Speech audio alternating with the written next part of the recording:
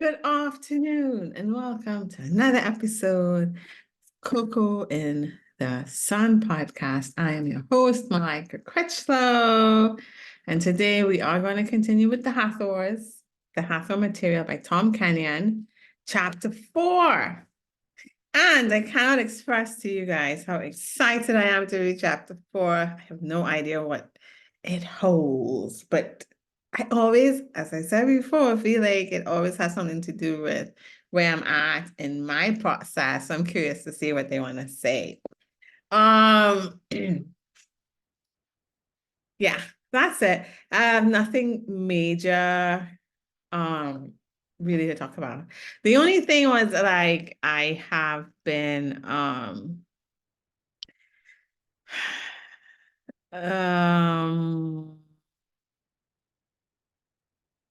thinking about why when creating your own reality, there seems to be a stage where you've been going through the process for like a few months, moving through fears and uncertainty, clearing blocks and stuff like that. And I was like, okay, like at what point does the internal start to reflect on the external? Because you go through things like, the fear, the uncertainty, like clearing stuff that you thought, like traumas, like bad feelings, bad minding. And then like, then you come to a point where you're like, okay, I'm going to believe the internal and not the external that I'm seeing. Like you understand that that's where you are in the process and stuff like that. And then you're like, okay, so all these things, like what else? What else is not like processing? While, trying to live in the moment and follow your heart's desires every day. That's not always easy to do because you worry about your future. I mean, I think you could clear the past. Like the things come up that are negative from your past that you're trying to love and transmute and accept about yourself. And by extension about certain situations. But the future, the worrying about the future is like one of the hardest things, I think. And then trying to stay in the moment. But anyway, I saw a video yesterday by this lady called Eldora and her partner, Siman. I really, like, I had never come across their videos before on YouTube. And I felt like it was sent to answer some of my questions because they were on point. And basically, she was like, both of them. Like when you reach a point when you're trying to create the reality that you want, I don't like the word manifesting. I don't know why. It feels hard. Creating or painting on the canvas of life, the painting you want to create. Stepping into the reality you want. They have other ways of talking about it. But anyway, so they were saying that when you reach to that point, you're getting lessons on lessons you'll need before you step into what you want for it, essentially. It may seem like difficult things, or it might be frustrating, and you're like, oh my God, like, when is it gonna happen? Like, oh, been asking for this and stuff like that. But all of that, they were saying like at that time, like you're stepping into lessons where you are taking responsibility and yeah, the universe is teaching you so that you are prepared for when the abundance or success or the love, whatever it is, supposed to come. So I think it's a lot of lessons on faith, patience, lessons on believing yourself, knowing yourself, your gnosis of what's for you, of all of it. It's just lessons.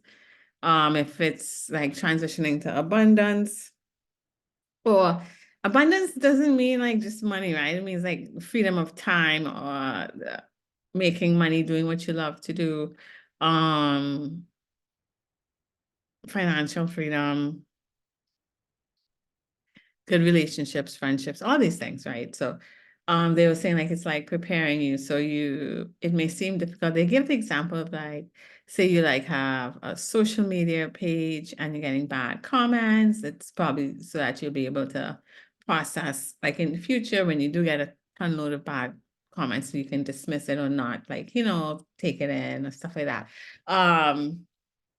So it's all like lessons to prepare for the success. So when this is happening, both of them said like you're supposed to be like, okay, what's the next lesson? Like enjoy the lessons, like enjoy the stage that you're at and stuff like that, and try not to worry too much about the future.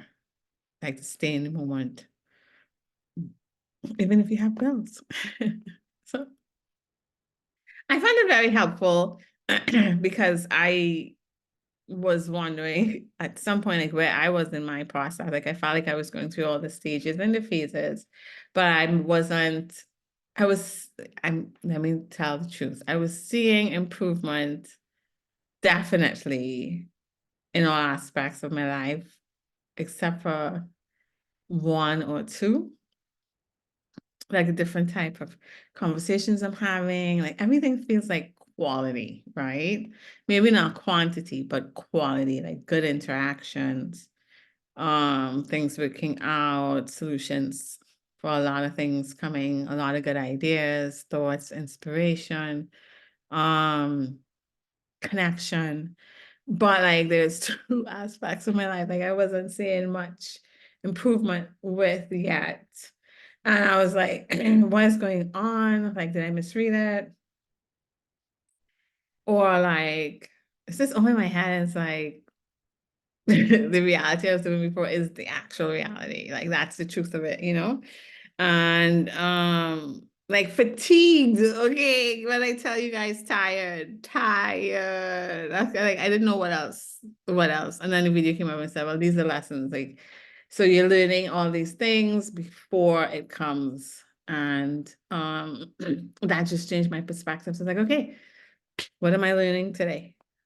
I'm sure it's needed for me to excel and to do well when the success does come, or the abundance or whatever I'm trying to create.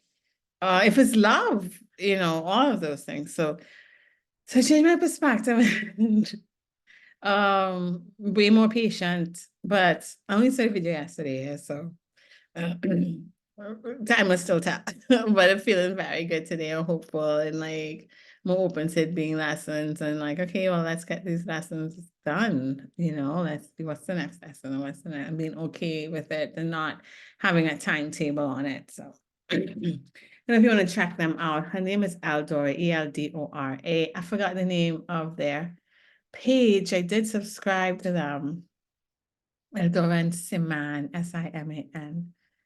And again, not everything they say. 'Cause I looked at two of their videos, and both videos I found very much had a lot of information that helped me. But of course, there were some aspects I was like, I'm just not there yet in my process, right? So, of course, everything that you are taking in, you gotta discern for yourself what's for you and what's not for you, right? Okay. So, chapter 4. Oh, the other thing that came into me too is zebras. I don't know. I had a dream with black. Zebras are black and white. I don't know why I said black and white zebras because that's the only color that they are. But yeah, like zebras. And then like I saw a YouTube video later and the day it was a zebra rug. I hope it was fake. And then there was like a box that was, zebra colored. And I was like, what is going on with the zebra colors? So I Googled zebras and it means like balanced, which are positive and negative. The polarity is balanced. So that's kind of cool. I don't know if the dream is telling me that I am balanced more now or I need to balance. I actually do know. I felt like it's telling me that I am balanced more now. That's how I feel. But of course, it's a process that's continual. Yeah, I felt it was like a positive thing, like it was telling me something positive about my progress. Anyways, chapter 4 of the Hathor Material by Tom Kenyon, The Fear of Opening. Let's see if this is a long chapter. Yep, it appears to be. Let's start. Okay, humans from our experience are a fascinating group of beings for many reasons. One aspect that we find most intriguing is that what they want most, they fear the most. So opening into a greater reality, greater emotional freedom, greater spiritual awareness is both a yearning and a fear. This fear of opening to heart love is rooted in many different causes, some of which, quite frankly, develop from how you've been raised as children. In our culture, Hathor children are given a much greater reign of freedom than yours. They are given an understanding of their boundaries, what they are allowed and what they are not allowed.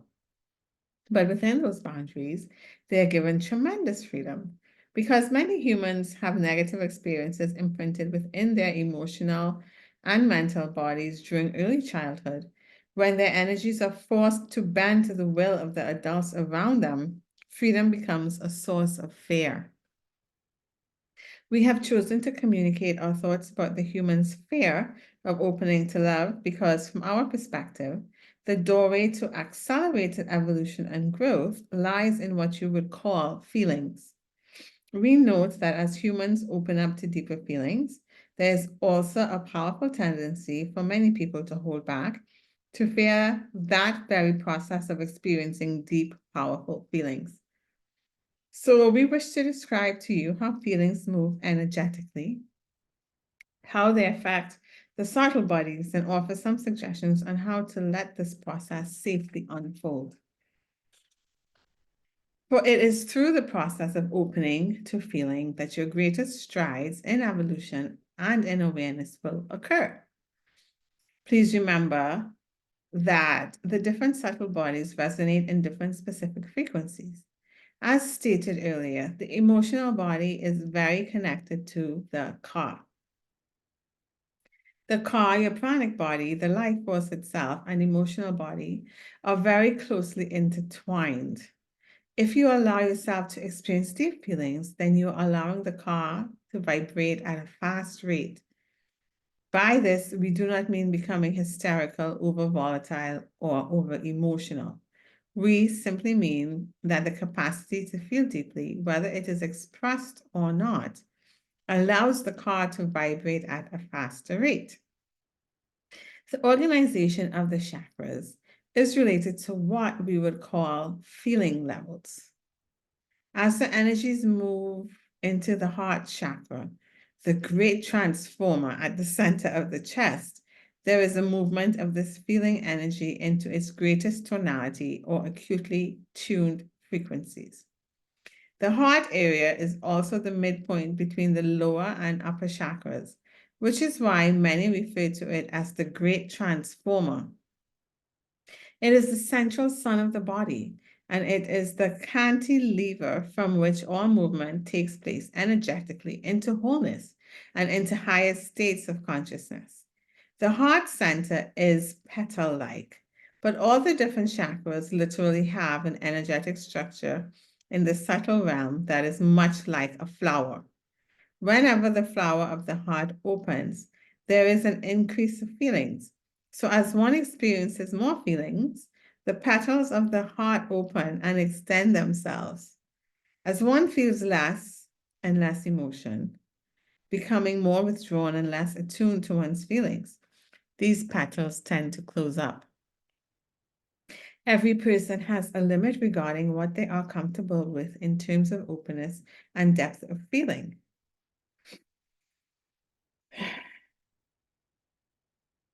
That they will allow themselves to experience.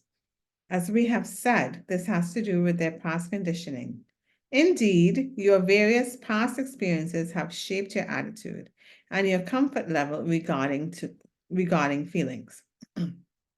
What is occurring on this planet now is a rapid increase of experiences in a shorter and shorter duration of time. There are consequently more and more reactions, more emotional and feeling situations than ever before. And these are actually opportunities for accelerated growth. However, if an individual is not comfortable with the feelings that they have within themselves and the depth of feelings that can arise, they may actually attempt to block the process to slow it down.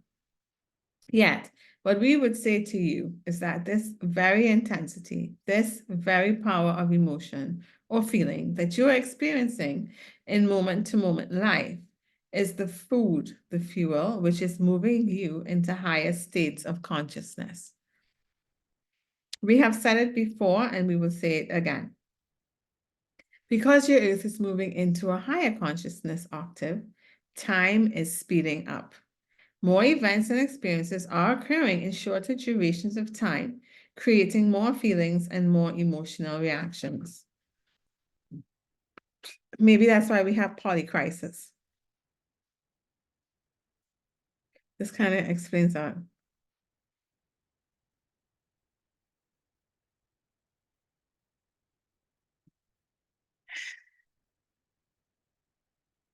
Understand clearly that these are opportunities for accelerated growth and evolution if you accept them. If you reject the experiences, if you reject your own emotional feeling reactions and polarize them into blame, then you have missed the point. Blaming is the situation. I'm sorry, blaming the situation or someone else for your discomfort is erroneous. Your feelings and emotions are reactions to situations based upon your interpretation of the events. They are mirrors that allow you energetically to respond to and become aware of your own calibration to an event or experience. What we mean by this is that fundamentally you are creating your reaction, your experience of an event. Whatever the event is, whatever its ultimate truth is, will elude you until you understand that what you are experiencing in all events is your own projection, interpretation, and creation of it. Well, wow.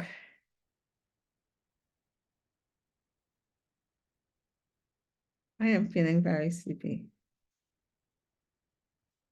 You know what show I'm going to look at later? Cloud Atlas. I found it on Paramount. I watched it like initially when it first came out, but I think like I wasn't like aware of a lot of things, so now I'm gonna watch it over today. I am so excited to see like what tidbits I get.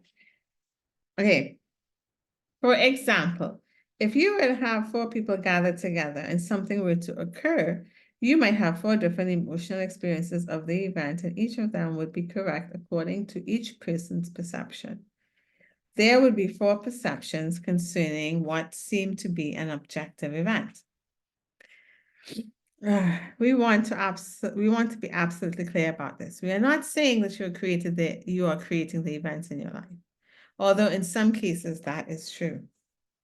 Yo, what is that? What we are saying is that you are creating the attitude about all of the experiences you have that are centered around various events in your life.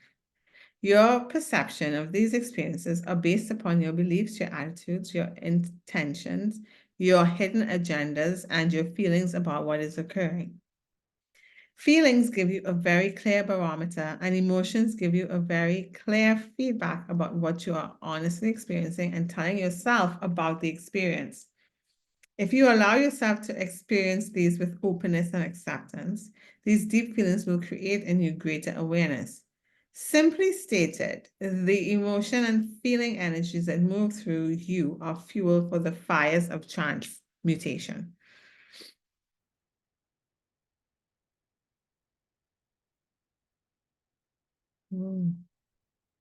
Some of the fears of opening to feelings have to do with the actual energetics. For when the subtle bodies begin to open, real physical sensation moves through the physical body. For the uninformed, this can be alarming because one knows and feels that something profound is happening, something earth-shaking. Depending on the individual's personality and the decisions they have made about reality and their place in it, such an opening can actually be terrifying.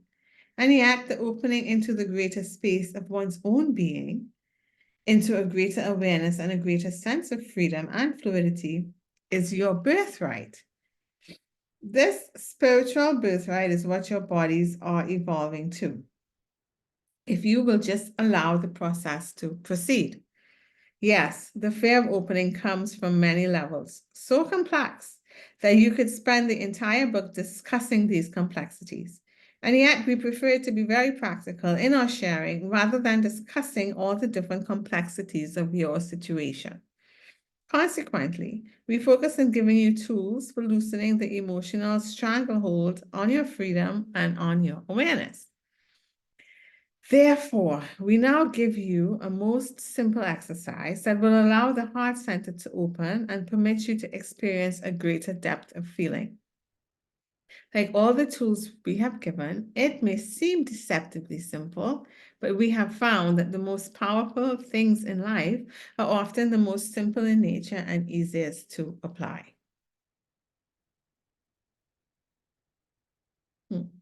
Okay, sorry. So I'm going to read the exercise, then I'll show you guys the picture as a diagram. Self-mastery exercise number 3. Moving your awareness into the pranic tube, you breathe into the tube as you did in the very first exercise, holding the breath and then exhaling as you allow the prana to move through the physical body. After you have done this for a minute or two, move your awareness into the heart center. The center of the chest, the great transformer or central sun. Holding your awareness at the heart chakra, center of the chest, breathe in the prana now, both up from the earth and down from the heavens, letting it circulate through the heart on the exhale. See diagram 5.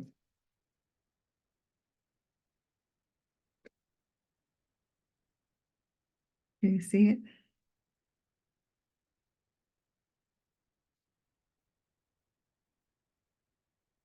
Diagram 5 shows the movement of heavenly and earthly energy into the pranic tube and into the heart center or chakra, opening the heart like a flower. Okay, continued the exercise. Merely imagine and feel them begin to move into the heart, for it is not necessary to see. If you visualize the flower opening, that is all right, yet that is not the goal, to be clear about this. The goal is to feel the energy of the heart opening like petals of a flower and feeling the flower opening larger and larger so that the petals open as wide as your body. Then let the petals extend further and further as far as you're comfortable in opening. Simply pause and rest until you're aware with simply pause and rest with your awareness in this open flower of the heart. So you can visualize it as a flower, but really the goal is to feel it. To feel the energy of the heart opening like petals of a flower and feeling the flower opening larger and larger. That's the goal. Okay, so that's the end of that exercise. What you are doing in this simple exercise is to activate both the emotional body and the car. As the emotional body becomes activated, it sets up a resonance with the pranic body, the car. And as you feel the heart opening, you are literally creating an electromagnetic opening in the heart. You have to feel it though. Once this happens, you will feel physical sensations and movements of energy in a gentle way so that your personality can become more accustomed to the feeling of being open. It's simply a matter of becoming accustomed to the feeling of being open-hearted instead of being closed down. As you practice this simple method over a short period of time, you will find your ability to open the heart greatly increasing and your fear of opening greatly decreasing. This is the simplification of something extremely complex. We hope you will continue to develop the ability to imagine a flower in the center of your chest. Its petals opening, because as you imagine the petals of a flower opening like a blossom, the heart center will respond accordingly. You see, there is a connection, an energetic connection between what is held as an image in the imagination and what happens in the mental and emotional bodies. So as you hold the image of this flower opening in your imagination, in your mind, if you will, it is creating a resonance with the subtle structure of what you would call the heart chakra, allowing the heart chakra to begin. Okay, so if you can only visualize it first, then do that, but try to feel it. But so the visualizing begins the process, the imagining of it. We recommend that you practice this exercise in situations where you feel safe and comfortable, not in situations where you feel uncomfortable or untrusting. Do it with friends or loved ones, with your pets, or do it for yourself in a beautiful natural environment. As you imagine your heart opening, your beautiful flower opening, there'll be resonance in the heart, and you may find yourself experiencing positive feelings more deeply than ever before. Let tears of joy flow if you feel them, as a recognition of the soul's deep desire to be expressed. Your willingness to allow yourself to grow past fear's limitation is the beginning of wisdom, joy, and creativity. Will you dare risk it? Your willingness to allow yourself to grow past fear's limitation is the beginning of wisdom, joy, and creativity. Woo-woo! That's good, eh? Remember that fundamentally, the fear of opening goes back to many levels, but it is ultimately the fear of opening to greater space. But as you move into greater space, you simultaneously may feel more vulnerable, even though by opening, you are more able to receive higher consciousness. Obviously, if you have issues with being seen or being vulnerable, moving into a greater sense of space can be experienced as threatening, but that space holds many treasures. This simple exercise of opening an imaginary flower in the center of the chest can do wonders for any lingering reluctance to open. It can assist you to become more sensitive to feeling your own great depths.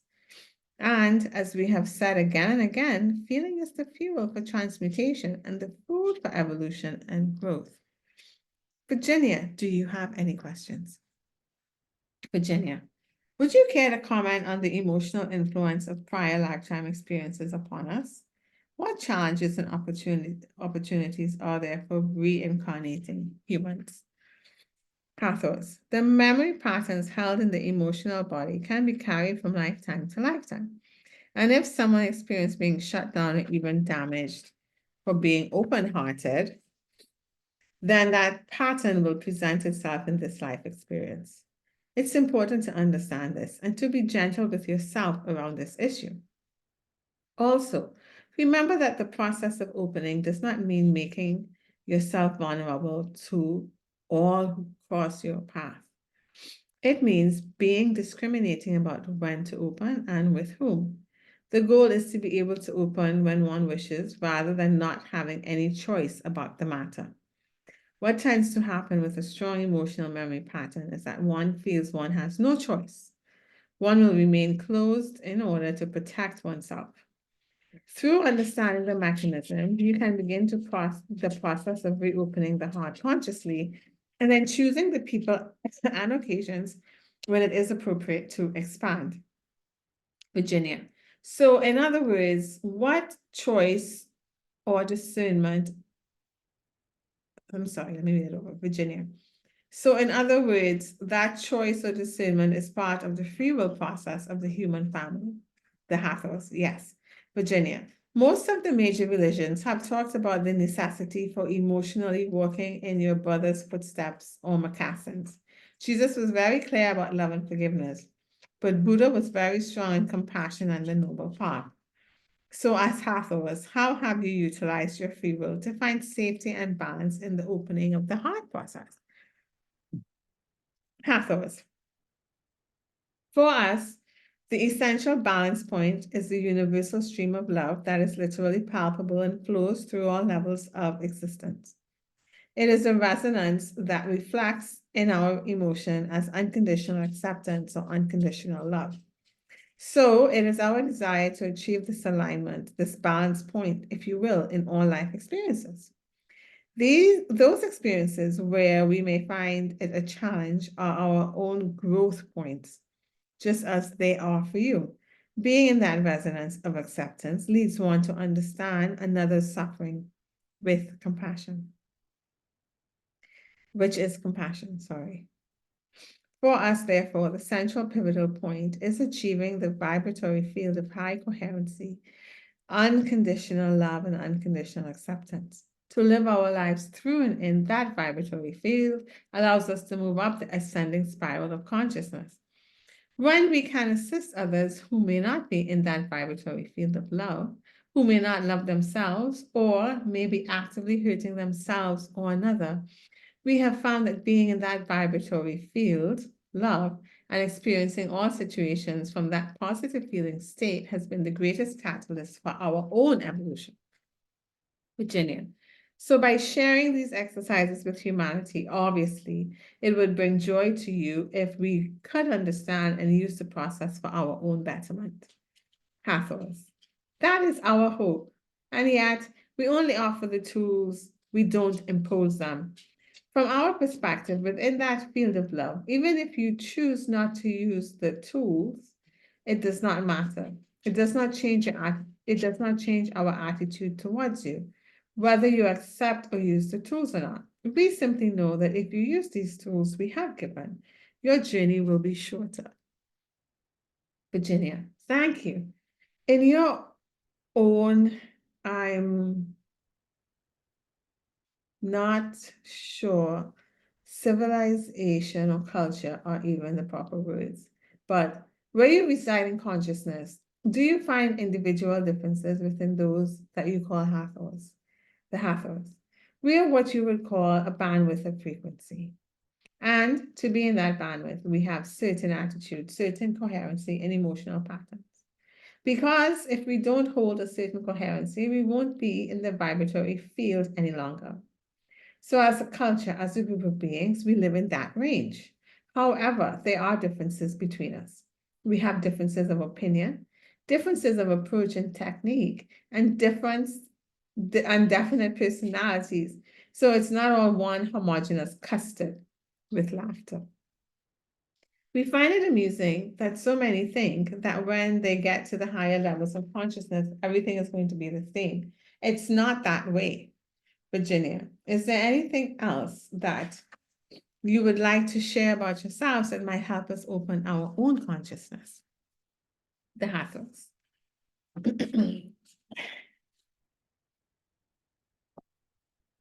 I'm enjoying this book. Are you guys? Okay, the Hathors. We live in the vibrational frequency of love and joy. We attain that frequency through understanding our own energy systems and by working with those energy systems in some of the ways that we are sharing in this material. We attained this frequency domain quite a long time before humans appeared on Earth in physical form. So we have a long history of attaining and maintaining this frequency realm as a culture, as a group mind, if you wish.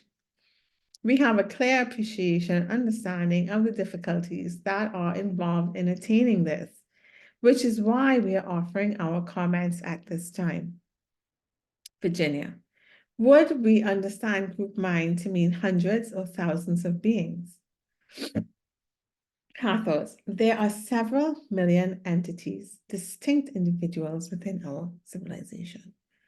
Virginia, and if we were to meet the Hathors, would we recognize male versus female? The Hathor. In physical form, yes. Like you, we have multiple interpenetrating fields. If our awareness moves into one of the fields and we identify with that field, our energy coalesces into the field. Thus, if we move our awareness into the physicality of our bodies, then we would take on the form that is physically recognizable as Hathor from the Egyptian temple carvings. However, most of the time we do not spend our awareness in that physical field. We spend it with awareness in the higher fields, in which case we would be experienced as luminous bodies of light. Virginia. So that is why in earthly language, we would call you ascended. And your success in maintaining this high consciousness has been achieved by the constancy of keeping the heart energy flowing. The Hathors. Yes, that is correct. Virginia.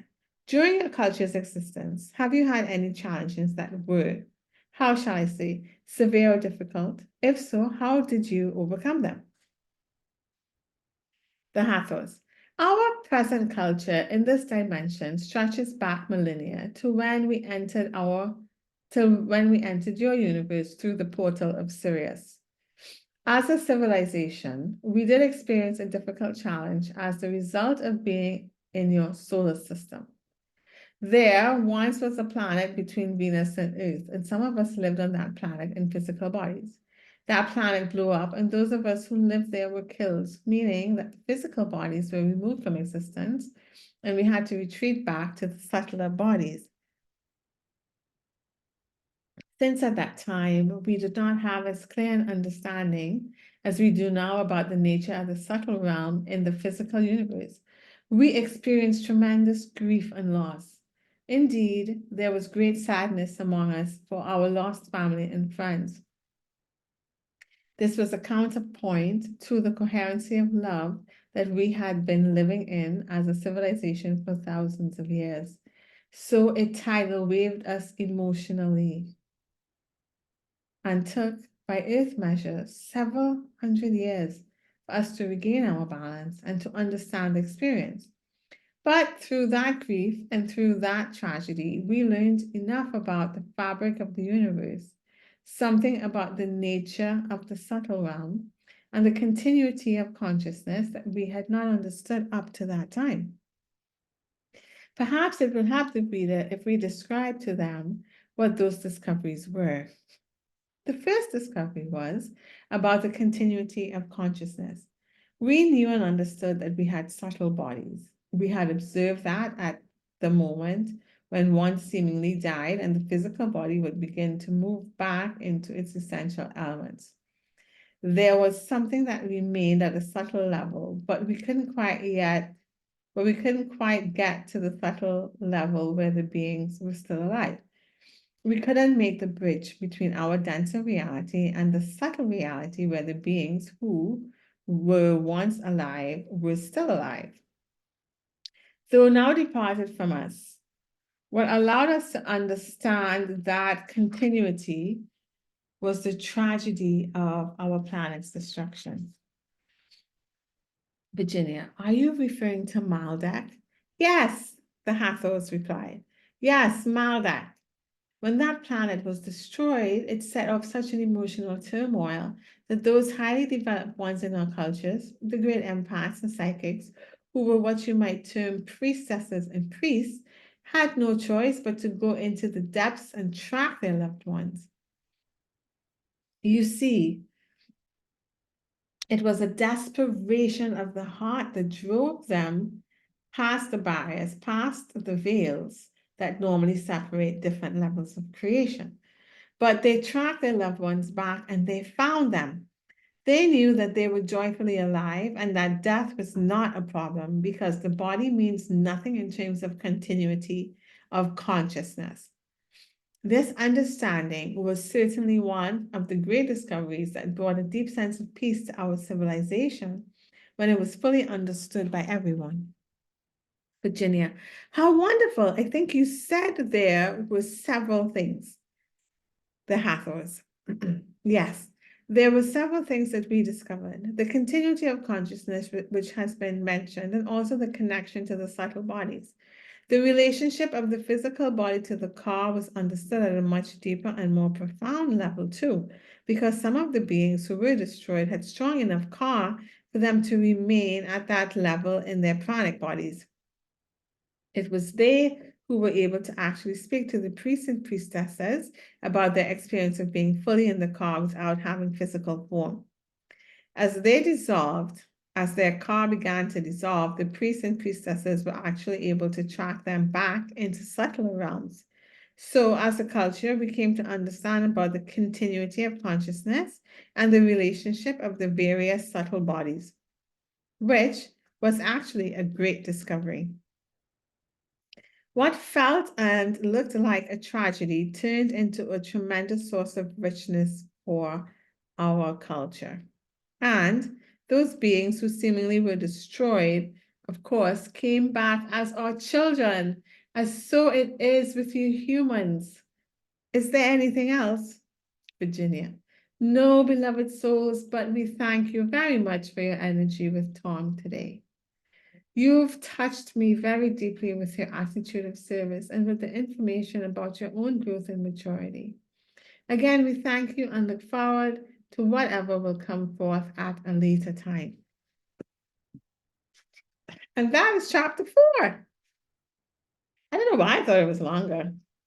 Anyways, so we learn an exercise and how to open our hearts, which will help accelerate our evolution. Love accelerates the evolution. Love starts with yourself.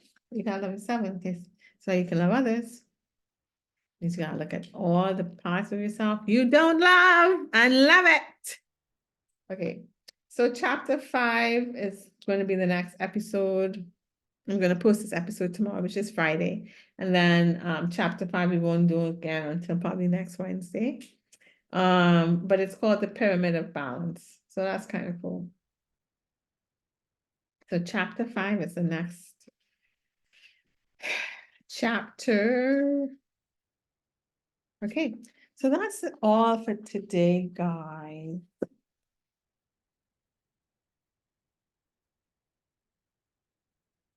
I think that was a good episode. I enjoyed it. I enjoyed to understanding about the continuity of consciousness and the relation of the subtle bodies, the calm bodies, how to open my heart. I'm going to try that exercise by myself, with my dog, with people I love, and see how it deepens and softens my emotions and my feelings. Yeah. And see if that accelerates my evolution at a pace that's good for me, that I enjoy. Okay, I do not want to be overwhelmed or blow my fuse. Yes, so I hope you guys, if I don't do another episode before the weekend, have a wonderful weekend. I hope you know that you are loved, that you are loved, and you're gentle with yourself in this process. And if you have anything to share or you learned or a perspective you got that I didn't get, please share it, because we all learn from each other. Yes. So have a great day, guys. Bye.